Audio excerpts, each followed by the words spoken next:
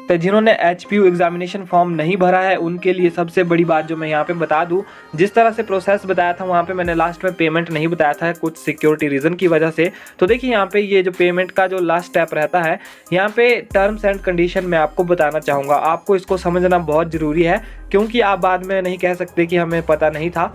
तो देखिए यहाँ पे इनकी वेबसाइट पे क्लियरली लिखा है कि जैसे ये पेमेंट है 800 रुपये की।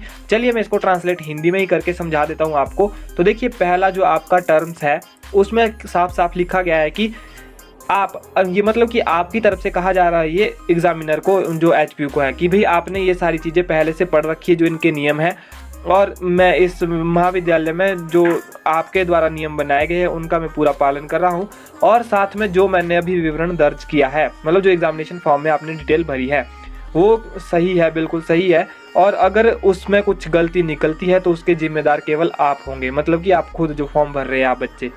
तो ये लिखा है इसमें। और उसके बाद है कि मेरे ऊपर ऐसा कोई मामला नहीं चल रहा है जिसमें मेरे को एग्ज़ाम से बैठने में मना किया गया है। तो देखिए कॉलेज में ऐसे मामले होते हैं कि आपको एग्ज़ाम में नहीं बैठने दिया जाता, तो अभी तक आपके ऊपर ऐसा कोई मामला नहीं है। अगर आप इस टर्म कंडीशन को अप्लाई करते हो तो यहाँ पे चेक बॉक्स पे क्लिक करना होता है।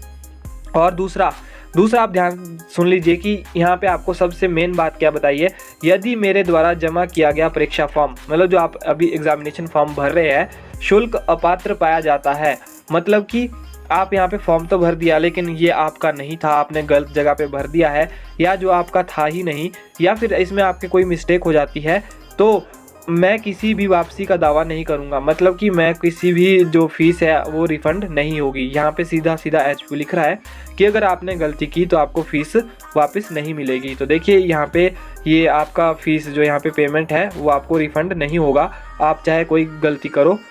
तो इसलिए आपको ध्यान से फॉर्म फिल करना है और अपनी डिटेल सही भरनी है, आपका नहीं तो साल भी बर्बाद हो सकता है और पैसे तो बर्बाद होंगे ही होंगे। आज की वीडियो में इतना ही। Thanks for watching.